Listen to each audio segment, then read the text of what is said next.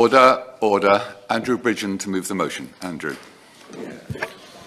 Thank you, Sir Gary, and it's always a pleasure to serve under your chairmanship. I would like to start by thanking the Backbench Business Committee for scheduling this debate, and to the 17 colleagues from across the House who supported this application for a debate on the trends on excess deaths, following on from my adjournment debate on the 20th of October on the same issue. Sir Gary, the eyes of history are upon us. Every generation looks back in wonder at the incredible mistakes of our forebears. They will ask questions such as how could they possibly realise how wrong they were? What on earth happened to them? Why did they ignore the evidence for so long? Their values and every opportunity to learn from the mistakes of yesteryear. What madness captures men?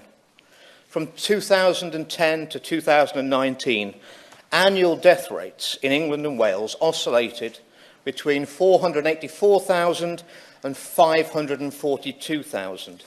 In 2020, there were 607,000 deaths, 65,000 more than the maximum in 2018. In 2021, there were 586,000, which is 44,000 more than the 2018 figure. After such a rise, there should be a deficit, a significant deficit. In fact, because sadly, our most vulnerable and elderly, who might have lived a while longer, were taken from us early. But in 2022, there were 577,000 deaths in England and Wales, and in 2023, 581,000. A huge rise when, in fact, a significant deficit would and should be expected. The deficit, and then some, has been filled not with the extremely old and the extremely vulnerable, but with others, many, many others, who are often young or in the prime of their lives. You might want to ascribe the excess deaths in 2022 and 2023 to the virus, but that would be a mistake. That's not what their death certificates say, and moreover, there are far too many young people dying. Far from being below the recent rolling average, excess deaths in 2022 have been above, 6% above, in fact. In 2023, when one might expect deaths to finally fall below the average, the excess has also been 6% above. These numbers are higher in the younger age groups. No one with integrity can fail to be troubled by these figures. What actually is going on? And that's what we need this debate for today. It's a problem that affects us all. It affects every community in every constituency across the country. And I would like to thank all the honourable and right honourable members who've attended this debate today. And I think we need to thank the public for their interest, which has stirred the interest of colleagues. And I'm very encouraged by the turnout for today's debate, which is considerably better than we've seen in the past. Not everyone in this room will be comfortable with analysing scientific data and figures. That is not my position. I was fortunate enough to take a degree from Nottingham University in biological sciences many years ago, and I specialised in biochemistry, genetics, behaviour and virology. I'll give way on that. Yeah. It's a very important debate he's having. In 2022, we saw nearly as many excess deaths across the UK as during the Blitz. And in my own region of Yorkshire, every single year since the pandemic, we have had excess deaths. And my constituents are very concerned by this, but what they're also concerned about is almost a deafening silence from the NHS about what is causing this, why it's happening, and what they're doing to alleviate this. So I thank the honourable gentleman for bringing this very important debate today, and only by talking about it can we actually get to the root cause of what the issue is, because there clearly is an issue. Well, that's the whole point of a representative democracy. We're here to raise the issues on behalf of our constituents and to look after their best interests at all times. I thank the honourable gentleman for his attendance, but we had enough signatures for a 3-hour debate in the main chamber. We're actually giving a 90-minute debate in Westminster Hall, which I did mention to the chair of the Backbench Business Committee I felt was a bit of an insult, given the gravity of the issue we're debating, to those who've lost loved ones over the last few years. And I'd also like to... I'll give way. I'm really grateful to him for giving in. And he's right to point there is considerable concern about this issue. And due to that concern, does he agree with me that we should be using the most accurate data available and using the data set of the age standardised mortality rates, which takes into consideration growing population and an ageing population. Of course, we should be using the most accurate figures that we've got. And later on in the speech, in fact, near the end, I'll be talking about the data that we really want, which could settle this matter once and for all beyond reasonable doubt. So I thank the public for their pressure and their interest in these statistics. And I thank the people who've attended today in person and the thousands and thousands who'll be watching on the television or online. There is a burning question, Sir Gary, at the heart of this debate.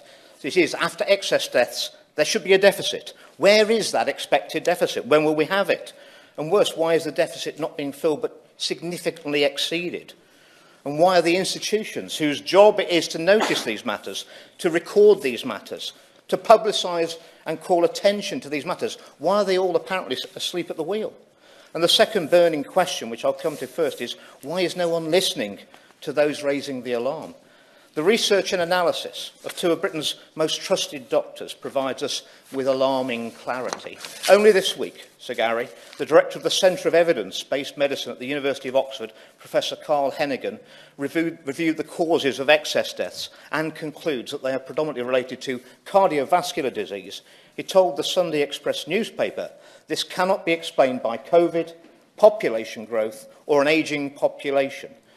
Consultant cardiologist Dr. Aseem Malhotra, who is a world-leading expert in the causes of heart disease, also told TNT Radio yesterday that even though cardiovascular disease is multifactorial, the top of the list in the hierarchy of causes behind excess cardiac-related deaths has to be the experimental COVID mRNA vaccine until proven otherwise. And this is not speculative. No. I won't give way at this, but let me just finish this trial and I'll give way to the honourable gentleman. This is not speculative, but based on the highest level of data, which combines plausible biological mechanism, randomised controlled trials, high-quality observational data, pharmacovigilance data, autopsy data, and clinical data. And those who choose not to acknowledge these cold, hard facts, Mr. Sir Gary, are either unaware of the evidence, willfully blind, or lack a conscience. I'll give way to the honourable gentleman. I'm very grateful to the member for giving way, and I'm grateful for shining a spotlight on this important debate about excess deaths. But I'm just keen to understand the difference between correlation and causation, because there's a correlation between eating ice cream and sunburn, but we don't necessarily assume the two are together. Yeah. It could be sunny weather. The same goes for this case. Is it to do with the fact it's lockdown? Is it to do with late presentation, access to the NHS? These are the key bits to try and understand the causation and correlation, to understand why these numbers are so high. I agree with the honourable gentleman. He is a medical doctor, so he does have some knowledge, clearly. But correlation is not causation. But correlation is an alarm bell, Sir Gary. And alarm bells are going off all over the building, but no one wants to open the door and see if there's a fire.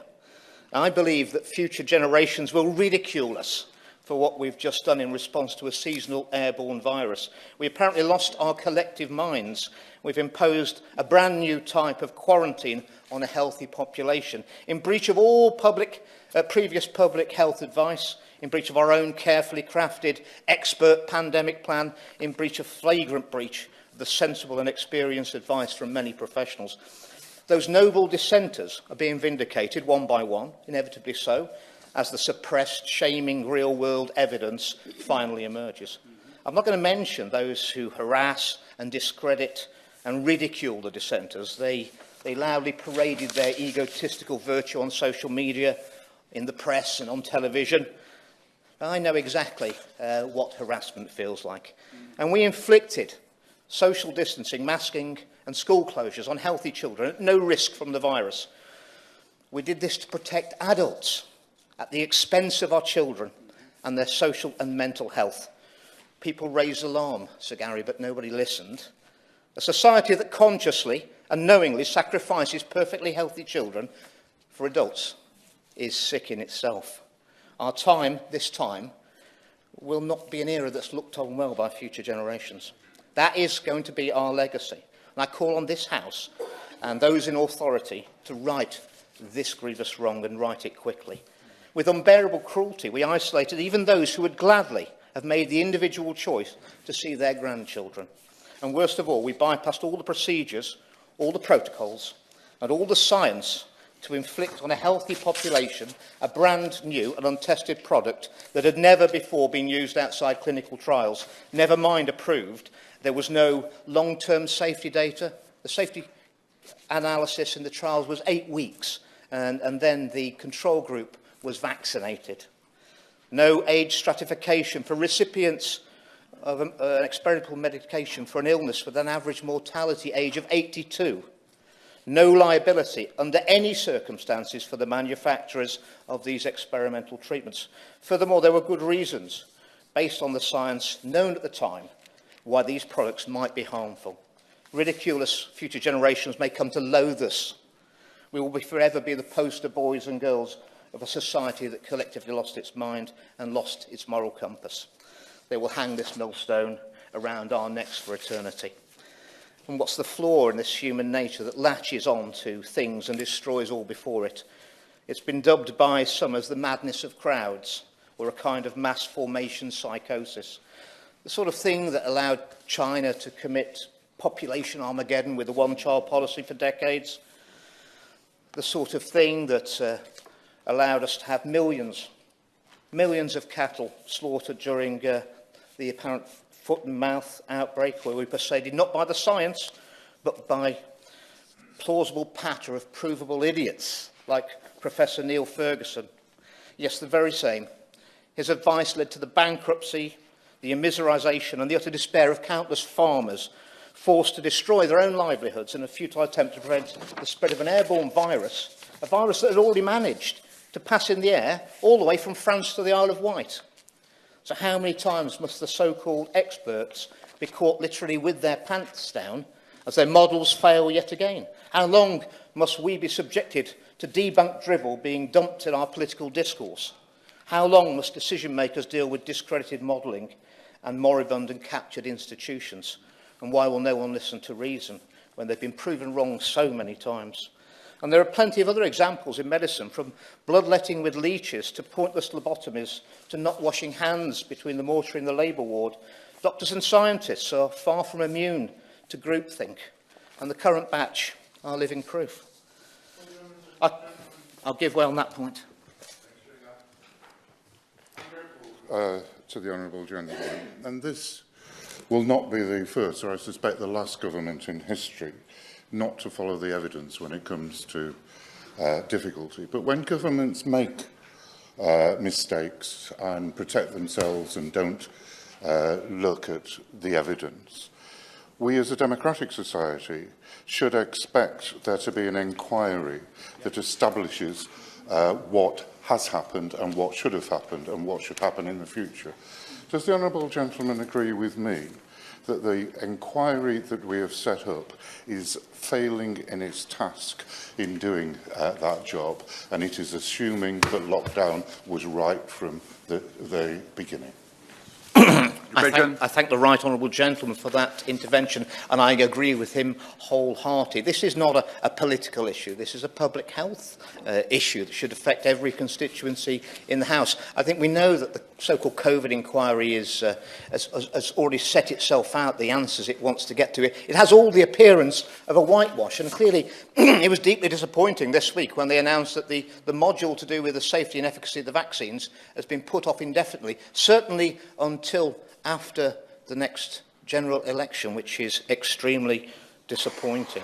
And another instance I could talk about is that I contacted every public and media body I could think of in 2014 to tell them again and again that the sub-postmasters were innocent. But no one listened. And I knew that sub-postmasters in my constituency were completely honest. Anybody who knew these pillars of society knew it. The innocent were falsely accused of dishonesty over the Horizon scandal, and they were relentlessly pursued by a merciless, mendacious and malicious bureaucracy. And it's the coldness that shocks most, Sir Gary, the imperious arrogance, the mercilessness that captures institutions and cowards in authority when a single narrative closes our collective minds to nuance, to experience, to the inconvenient truths. No one listened to the sub-postmasters. No one cared. No one in power moved a muscle to help. But now, all of a sudden, one media programme has shifted the narrative to reveal that the experts were wrong, that our institutions were wrong, that those in authority were wrong, and that an infallible computer system was in fact fallible. Even our justice system got it so tragically wrong, with thousands of court hearings and judges making wrong judgments. Will the post office lessons be learned regarding the COVID insanity? So who's actually dying now? Well, it's not the old and frail, as it was with COVID. In fact, the deaths from dementia, a key benchmark of elderly deaths, have been in deficit ever since COVID, as we would expect after a period of high mortality. Instead, particularly for cardiovascular deaths, there's been an incessant week-on-week excess mortality for months and months in the young and middle-aged. Every age group's affected, but the 50 to 64-year-old age group has had it worse, and I'll declare an interest. They have been stricken with 12% more deaths than usual in 2022, 13% in 2023, and at least 5 out of 6 of those deaths this year have nothing to do with COVID whatsoever. My constituent, Stephen Miller, was a healthy IT engineer in his 40s. He had 2 doses of AstraZeneca jabs in the summer of 2021 and was ill very shortly afterwards. His side effects were so bad that he lost his job, and in November 2021 he was rushed into hospital, and he now has cardiomyopathy and has ventricular failure with a maximum of 5 years to live, taking him to 2026, unless he has a heart transplant. And when I saw him last, he had a resting heart rate of 145 beats per minute. He subsequently has lost his partner and access to his child and is at risk of losing his house. He now has a diagnosis from Glenfield Hospital in Leicester of vaccine-induced cardiomyopathy. And I will help him to try and get the compensation. But he's just one example of one of my constituents who's probably going to have 30 years of his life stolen off him. His child will lose his father. How is £120,000 of compensation possibly adequate for that? And I certainly will. I'm most grateful to my honourable friend for introducing this debate so coherently. But would he be able to explain why Module 4 of the public inquiry into the safety of these vaccines has been arbitrarily postponed from next July? Surely the case he mentions highlights the need for urgent inquiry into this. My honourable friend is absolutely right to raise that issue. Why would they put any investigation at the public inquiry, which I think is costing some hundreds of millions of pounds and should be there for the public interest, put that debate back indefinitely? I fear there has been political pressure placed on the inquiry. Clearly, there's a lot of political capital in the run-up to the next election has been placed on the fact that the government and support from the opposition parties did the right thing in our pandemic response, including the rollout of the vaccines. I think that the very fact that they've done this indicates that there is something to hide, and it should make the public extremely suspicious, and I'll be coming on to that shortly. For 2 years, we've turned society upside down so as not to, quote-unquote, kill Granny. Now that Mum and Dad are dying, it appears that no one cares. This is Alice in Wonderland thinking. People in their 50s and 60s, I declare an interest again, normally have many more years of active contribution, I hope so, and deeply fulfilling lives left to live, and these are the people being hit the hardest. Furthermore, the raw number of lives lost is not the only measure we can look at. We have better methods. The most famous method is known as quality-adjusted life years. Those who understand public health generally refer to these as QALYs. QALYs measure healthy years of life lost and are the most sensible metric for properly assessing the impacts of deaths on lost life, on families and on society. QALYs were ignored at the outset. They were ignored in July 2020, when the government's own assessment was that lockdowns would reduce QALYs by about 1 million years. The UK, 1 million years. They were ignored when deciding to inject the young with experimental vaccines, despite the refusal of the Joint Committee on Vaccination and Immunisation to recommend jabbing under 15s in September 2021. Even at the COVID inquiry, when the Prime Minister tried to raise the issue of quality-adjusted life years, he was shouted down by Hugo Keith, King's Counsel. The lead lawyer at the COVID inquiry, he then revealed his unbelievable, unforgivable, his negligence and his ignorance by saying, I don't want to get into quality life assurance models. This, I repeat, is the most senior lawyer at the so-called COVID inquiry. So when I say future generations will ridicule us, it's not hard to see reasons why. The pandemic, a term which some of our best academics from around the globe questioned from the outset in published and peer-reviewed papers, is over. The crisis has passed, yet still empty vessels continue to drown out intelligent, reasoned expert discourse. Not knowing what equality means is one thing, but parading his ignorance with arrogant disdain ought to disqualify Mr Keith from any further part in that inquiry. And sadly, his condescending disdain for open inquiry epitomises what many of us have encountered time and time again when raising these issues. We've seen a smorgasbord of fanciful excuses proffered for the rise in heart attacks. Sir Chris Whitty laughably claimed that it was a reduction in statin prescriptions, even though prescribing levels were exactly the same. And it would take years, or even decades, for changes on that issue to take effect and be seen in population mortality data. The media have tried to persuade the people, that eating eggs, or the wrong kind of breakfast, or climate change is to blame. Sir Gary, people are sick of being patronised with these lies. Some have claimed the excess deaths are due to COVID. The literature is littered with studies claiming that COVID causes heart disease. Almost all include COVID cases from spring 2020. It was almost impossible to be tested and become an official case unless you were sick and in hospital. So Gary, proving that sick people get heart disease more than healthy people does not mean that COVID causes heart disease. Indeed, the claims can be easily debunked. Cardiac deaths have seen a steep rise in both Australia and Singapore, as well as the UK. And these countries did not have any significant COVID until 2022, but they did roll out the jabs exactly the same time as we did in the UK. Correlation does not prove causation. We've already heard it in this debate. But correlation with and without COVID can rule out causation. The excess cardiac deaths were certainly not caused by COVID. Some have claimed that the excess deaths were caused by lockdowns. Well, it's well known that psychological stress increases the risk of heart disease. The government subjected people to a massive propaganda campaign of fear, well documented by Laura Dodsworth in her book, State of Fear. We were cut off from our usual support networks. For many, we saw immense financial pressures. Such policies could contribute to heart disease in a minor way. However, the sharpest rise came later, entirely coincident with the jab rollout. So we have a clear temporal link between increased deaths and vaccination. And some have claimed that the excess can't be down to the jabs, because Sweden have not had as many excess deaths as elsewhere, despite having a very similar number of doses per million of the experimental vaccines. But it's important to understand that heart disease is a cumulative risk. In the UK, we already have a serious problem with heart disease before the pandemic.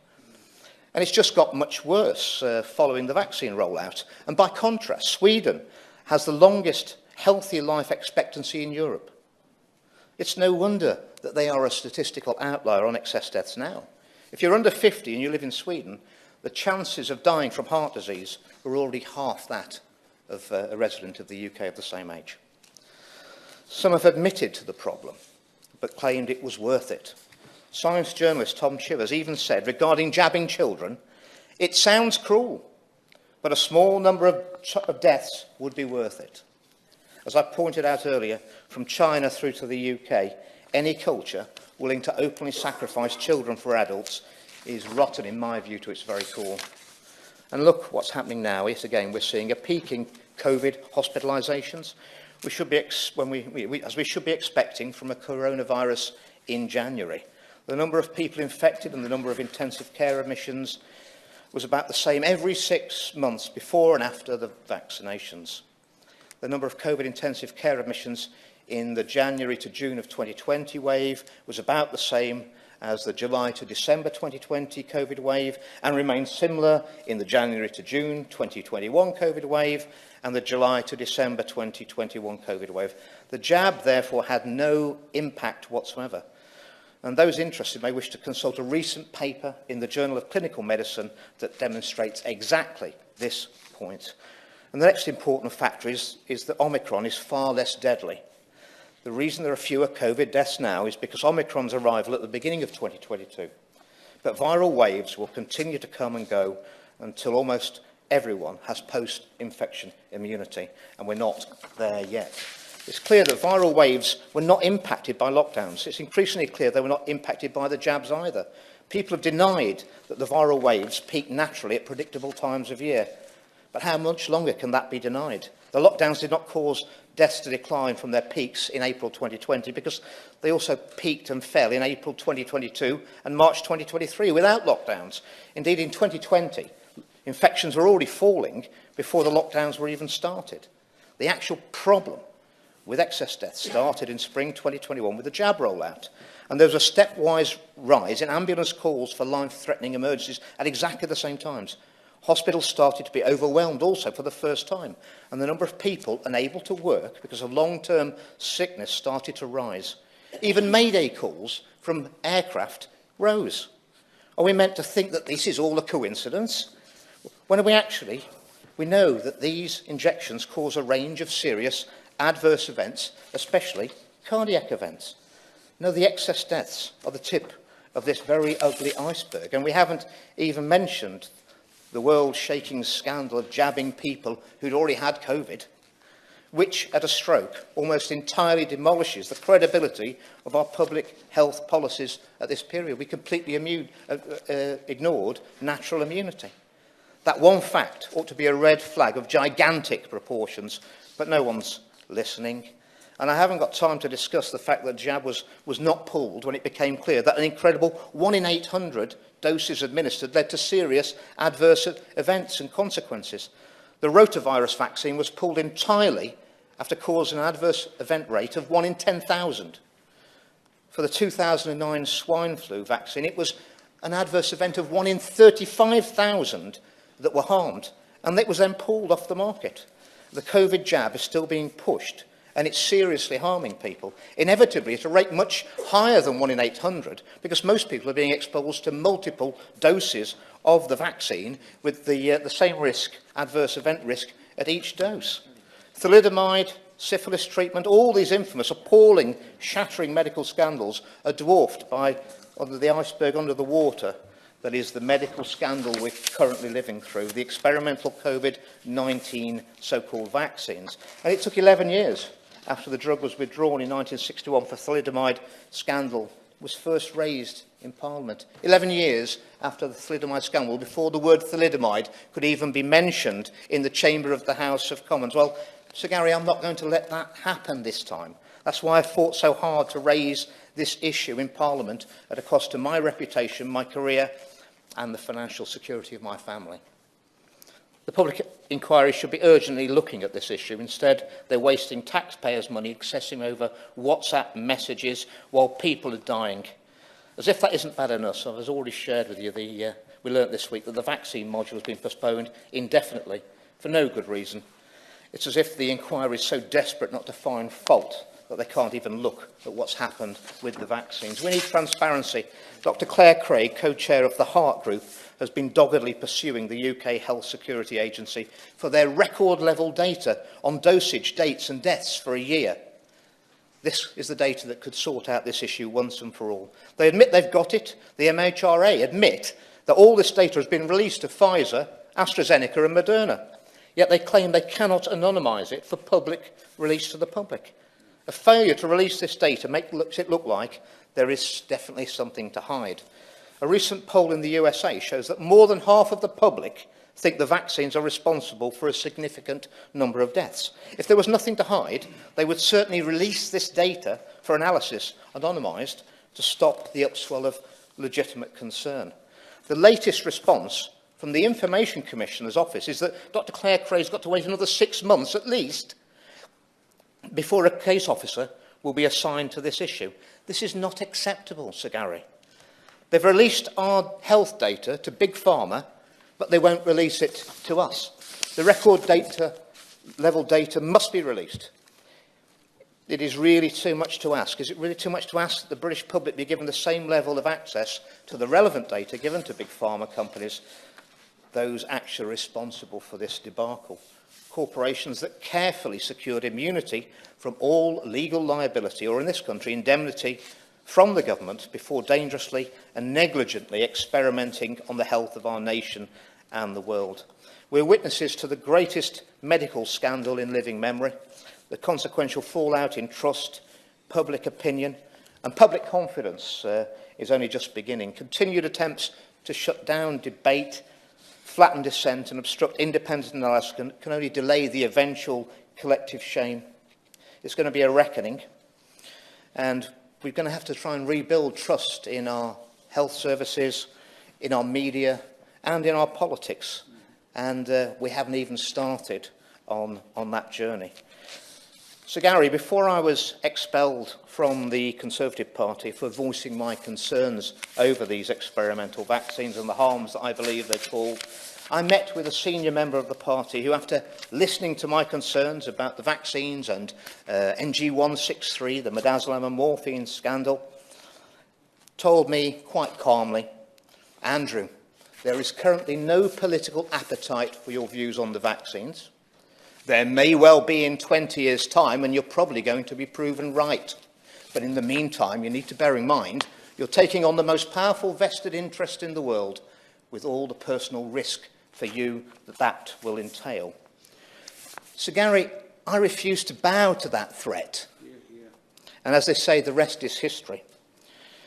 People have alleged that I'm spouting conspiracy theories. Well, I think it is a conspiracy. It's a conspiracy against the science. It's a conspiracy of silence. And, Sir Gary, it's a conspiracy against the people. And I will have none of it.